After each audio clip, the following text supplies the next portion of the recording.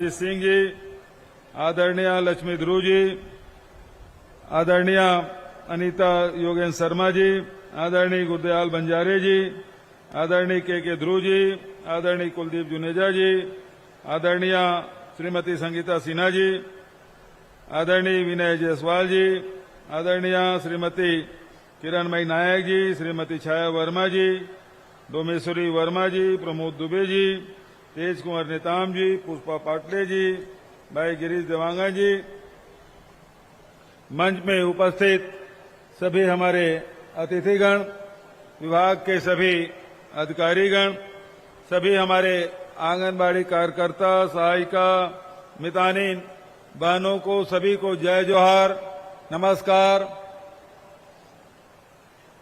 उपस्थित सभी पत्रकार साथियों, इस आभार सम्मेलन में हमारी बहनें जहां भी मिलती थी वो ये कहती थी कि भैया एक कार्यक्रम तो कराइए, हम लोग आपको धन्यवाद देना चाहते हैं। और वो समय आज 2 मई को हम सब इस साइंस कॉलेज के ऐतिहासिक मैदान में हजारों के तादाद में हमारी बहनें आई है। मैं आप तो आभार व्यक्त करने आए हैं, मैं आपका आभार व्यक्त करता हूं। ये पहला अवसर होगा, पहली सभा होगी जिसमें पुरुष लोग अल्पसंख्यक हैं। कुछ पत्रकार मेरे सामने दिख रहे हैं, कुछ अधिकारी दिख रहे हैं, कुछ राजनेता दिख रहे हैं। बच्चा सब हमारी मातृशक्ति बिना कोई संकोच के, बिना कोई झिझक के जिन परिस्थितियों में काम करती हैं, परिवार चलाती हैं, उसके बारे में आपने इस मंच के माध्यम से जिन शब्दों के माध्यम से अपनी भावनाएं व्यक्त की है, मैं आप सबका अभिनंदन करता हूं। बोलने के लिए तो कुछ बहनें ही आई थी, लेकिन वो भावनाएं आप सबकी थी। और जो आपने सरकार के प्रति जो आभार व्यक्त किया, ये दरअसल में आभार हम लोगों का नहीं है, बल्कि मैं तो आप सबको 3.25 करोड़ जनता की ओर से सभी मितानिन, कार्यकर्ता, सहायिका सबके प्रति आभार व्यक्त करता हूं। क्योंकि जो आप लोग जो काम करते हैं वो काम नहीं है, बल्कि वो मानवता की सेवा है। और सेवा से बड़ा कोई धर्म नहीं। जिस कोरोना काल में डॉक्टर इलाज करने के लिए हिचक रहे थे, हॉस्पिटल में एडमिशन नहीं ले रहे थे, ऐसे समय में हमारे मितानिन, कार्यकर्ता, सहायिका जिस तत्परता से, सेवा भाव से जो आप लोगों ने काम किया है, उसका कोई दूसरा मिसाल नहीं हो सकता। और इसलिए 3.25 करोड़ जनता की ओर से मैं आपका आभार व्यक्त करता हूं। अभी कोरोना काल की जब बात चली, पहले लहर में तो लॉकडाउन था, दूसरा जब लहर आया तो छत्तीसगढ़ जबरदस्त रूप से इसे प्रभावित हुआ। सारे हॉस्पिटल, सरकारी अस्पताल, प्राइवेट हॉस्पिटल सब फुल हो गया था। उसके बाद जितने भी हमारे आसपास के, रायपुर है तो रायपुर के आसपास अभनपुर है, आरंग है, बिरगांव है, मंदिर रसौद है, दरसीवा है, तो ऐसे जगहों में बेड लगा के, ऑक्सीजन लगा के वहां अस्पताल हम लोगों ने शुरू की, जांच हमने शुरू की और इलाज शुरू किया। उसके बावजूद भी जब नियंत्रण नहीं हो रहा था, तो पूरे देश में अकेला छत्तीसगढ़ है जो हमारी सरकार ने निर्णय लिया कि जितने मितानिन बहनें हैं, आंगनबाड़ी कार्यकर्ता है, सहायिका है, सबके हाथ में कोरोना किट पहुंचा दो। सर्दी खांसी हो, जांच करेंगे, रिपोर्ट जब तक के आएगा तब आएगा। लेकिन उसके पहले कोरोना किट हर मितानिन के पर्स में 5 पैकेट हमने रख दिया था। जो भी जिसको सर्दी खांसी है उस पैकेट को दे दीजिए और देखिए कि 8 दिन के भीतर में ऐसा कोरोना कंट्रोल हुआ जिसके कोई दूसरा उदाहरण और देखने को नहीं मिलता, जो छत्तीसगढ़ में यहां के हमारी बहनों ने कर दिखाया। उस समय भी कोरोना काल में ऐसा कोई वर्ग नहीं है जिससे मैंने बात ना की हो।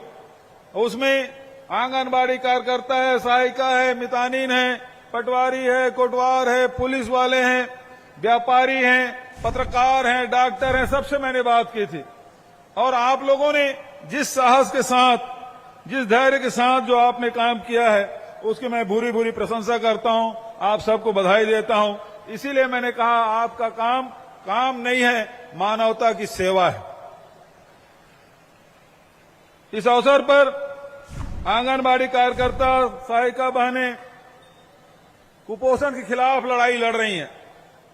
छत्तीसगढ़ में जहां 40% लोग गरीबी रेखा के नीचे जीवन यापन करते हैं, वहीं कुपोषण का दर भी हमारा बहुत अधिक है।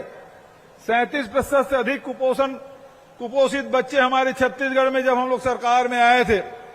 आज हमारे बहनों ने जो लड़ाई लड़ी, अब वो 37% से घट के 31% हो गया। इसे और कम करना है, इसके लिए आपको और मेहनत करनी होगी। जो राष्ट्रीय औसत है उससे भी हमारा कम होना चाहिए। इसलिए मैं आप सबको इसके लिए आह्वान करता हूं। साथ ही जितने भी कार्यक्रम हैं उसको आप संचालित कर रहे हैं। अभी महाराज साहब ने और अनिला भाभी ने बहुत सारे आपको बात बताई, आपके संघर्षों की किस्से उन्होंने कहे। मैं उसमें और जोड़ते हुए कहूंगा कि ये बड़ी चुनौती है, शिक्षा और स्वास्थ्य, प्रारंभिक शिक्षा और प्रारंभिक उपचार, इसमें आपको लगना होगा। हमको पहले एक समय था जब छत्तीसगढ़ की पहचान नक्सलगढ़ के रूप में होती थी। बस्तर जाने से घबराते थे, दूसरे प्रदेश के लोग तो छत्तीसगढ़ आने से डरते थे। ऐसे स्थिति में हम लोगों ने जो काम किया है, जो शासकीय योजनाओं को आम जनता तक के हितग्राहियों तक पहुंचाने में जो आप लोगों ने काम किया है, इसके लिए मैं आप सबको बधाई देता हूं, शुभकामना देता हूं। जिस प्रकार से कुपोषण के खिलाफ लड़ाई आपने लड़ी, उसी प्रकार से मलेरिया के खिलाफ संघर्ष हम लोगों ने किया। पहले दंतेश्वरी माई की पूजा अर्चना करके मलेरिया मुक्त बस्तर की शुरुआत की, बाद में मलेरिया मुक्त छत्तीसगढ़ के दिशा में काम हम लोगों ने शुरुआत की है। और आज ये कहते हुए खुशी हो रही है कि आज छत्तीसगढ़ में कोई उल्टी दस्त किसी की मृत्यु नहीं होती, मलेरिया के मच्छर काटने से किसी के मौत नहीं हो रही है। तो आज आप लोगों की जो मेहनत है, जो घर घर पहुंच के मलेरिया का टीकाकरण, मलेरिया की जांच जो आप लोग कर रहे हैं, उसका लाभ पूरे प्रदेश की जनता को मिल रहा है। आज हमारे बहनें छत्तीसगढ़ के बारे में कह सकता हूं, हमारे छत्तीसगढ़ में कभी लिंग भेद नहीं रहा, महिलाओं को बराबर सम्मान मिलता रहा। और अनुपातिक आप देखेंगे लिंग अनुपात में हमारा राज्य बहुत अच्छी स्थिति में है। केरल के बाद यदि कह सकते हैं तो छत्तीसगढ़ दूसरे नंबर पे है। और बस्तर में तो एक कहावत भी है, अरे घर में एक लड़की जरूर होना चाहिए, क्योंकि यदि बाप की मृत्यु होती है तो बेटा तो संपत्ति के बंटवारे में लग जाता है, लेकिन रोने वाली कोई होती है तो बेटी ही रोती है। इसलिए बस्तर में आदिवासी भाई, बस्तर के लोग कहते हैं कि घर में एक पुत्री होना जरूरी है। कभी हमारे छत्तीसगढ़ में बेटियों को बोझ नहीं माना गया, और बल्कि इसे और बढ़ाने की आवश्यकता है। और इस दिशा में आप देखेंगे घर को संभालने में जहां महिलाएं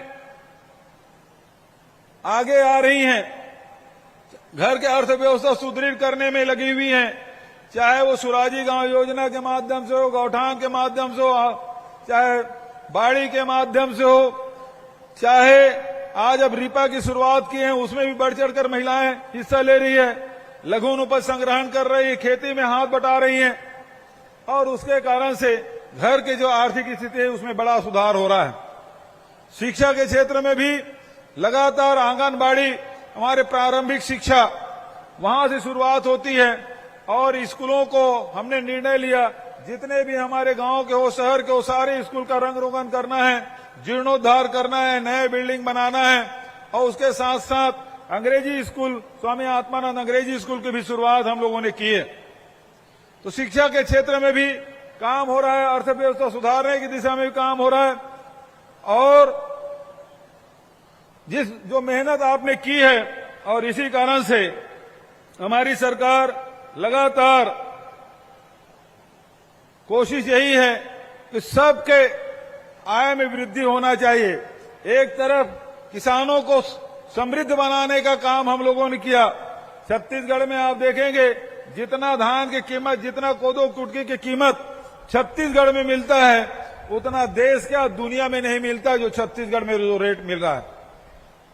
उसी प्रकार से हमने जो शासकीय कर्मचारी है, शासकीय कर्मचारियों को ओल्ड पेंशन स्कीम हमने लागू किया ताकि बुढ़ापे में वो किसी पे आश्रित न रहे, उसको भी मान सम्मान के साथ उनका बुढ़ापा कटे, उनका परिवार चले, इसलिए ओल्ड पेंशन स्कीम लागू हमने किया। और साथ ही साथ जो श्रमिक भाई हैं, मजदूर हैं, उनको भी 7,000 रुपया सालाना देने का काम हमने शुरुआत की और अभी 30 तारीख को ही हमने 2,500 रुपया हमारे जो बेरोजगार साथी है उसका प्रथम किस्त हमने 30 तारीख को ही उनके खातों में, करीब 70,000 हमारे नौजवान साथी हैं, उनके खाते में 16 करोड़ से अधिक की राशि उनके खाते में अंतरित की है। कल मई दिवस था, श्रम दिवस था और कल भी हम लोगों ने इसी पंडाल में जितनी संख्या में आप आए हैं उसी प्रकार से हमारे श्रमिक भाई आए थे, उनके भी सुख सुविधा के लिए हमने बड़े फैसले किए। तो हमारे मजदूर भी प्रसन्न रहे, हमारे शासकीय कर्मचारी अधिकारी भी प्रसन्न रहे, हमारे किसान अन्नदाता प्रसन्न रहे और जो स्वास्थ्य और शिक्षा के क्षेत्र में हमारी बहनें जो काम कर रही हैं उसके सम्मान में भी हम लोगों ने कोई कसर नहीं छोड़ा। और आप सबके हितों को ध्यान में रखते हुए आंगनबाड़ी कार्यकर्ता जो पहले 5,000 रुपये पाते थे उसे 1,500 रुपये पहले वृद्धि की, अब जाके उसको 10,000 रुपया प्रति महीना मानदेय देने का फैसला किया है। उसी प्रकार से मिनी आंगनबाड़ी कार्यकर्ता है उसका 4500 बढ़ा के 7,500 रुपया बढ़ाने का फैसला किया बजट में। आंगनबाड़ी सहायिकाओं को 3250 मिलता था, अब उसे बढ़ा के 5,000 रुपया। और उसके साथ साथ जो हमारी मितानिन बहनें हैं, जितने और भी बहुत सारे जो काम करते हैं, जिसके विस्तार के बारे में विस्तार से महाराज साहब ने आपको बता दिया, फिक्स पेमेंट हर महीने मिले। जैसे कि हमारी मितानिन बहनें अपने अनुभव साझा कर रहे थे, हम लोग जो काम करते हैं उसके एवज में जो पैसा मिलता है कभी कभी 3 महीने 4 महीने मिलता है, तो परिवार को चलाने में बड़ी कठिनाई होती है। इस बात को ध्यान में रखते हुए हमारी सरकार ने बजट में 2,200 रुपया हर महीने मानदेय देने का फैसला किया है। इसी प्रकार से हमारी सरकार ने जब हमारे जो कार्यकर्ता जब सेवानिवृत्त होंगी तो उनको 50,000 रुपया और सहायिकाओं को सेवानिवृत्ति के समय 25,000 रुपया देने का निर्णय लिया है। आज पूरे प्रदेश में 51,849 आंगनबाड़ी केंद्र और मिनी आंगनबाड़ी केंद्र संचालित हैं और 23-24 में शहरी क्षेत्रों में 100 आंगनबाड़ी निर्माण का प्रस्ताव है। बहुत सारी बातें और हैं। कन्या विवाह योजना के बारे में भाभी ने बता दिया, ऋण माफी के बारे में भी बताया। इसके साथ साथ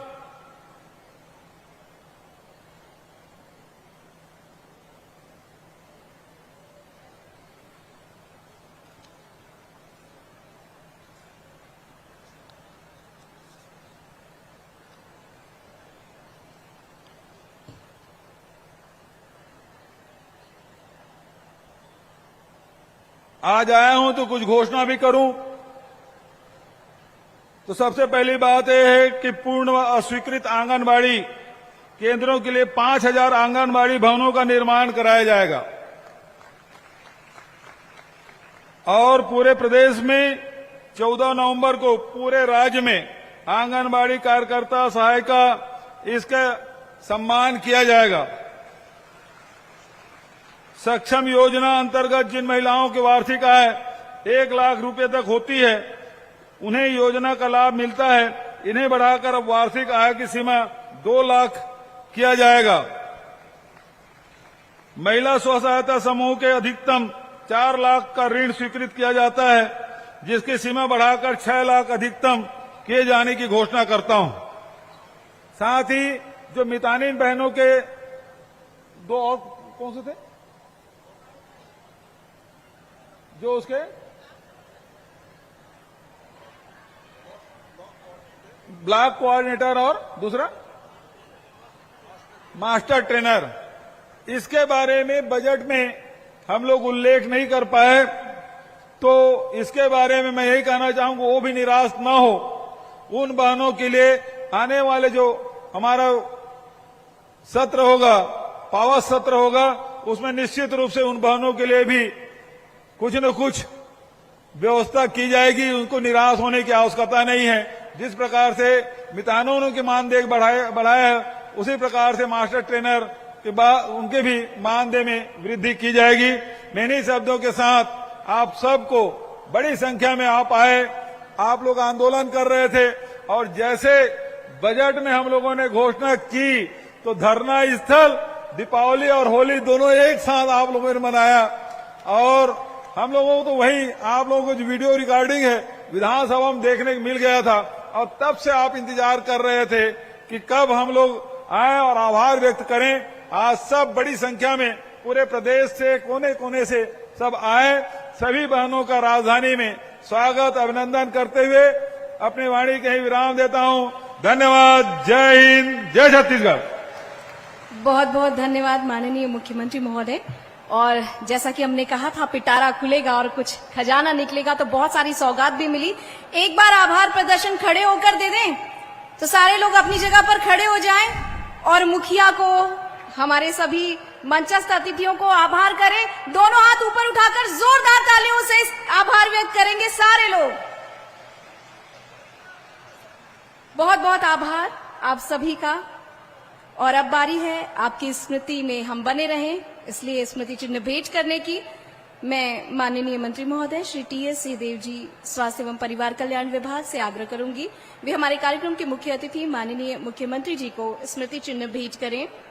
साथ ही श्रीमती अनिला भेड़िया जी, माननीय मंत्री महोदया छत्तीसगढ़ शासन महिला एवं बाल विकास, आप दोनों से मेरा आग्रह माननीय मुख्यमंत्री महोदय को स्मृति चिन्ह भेंट करें।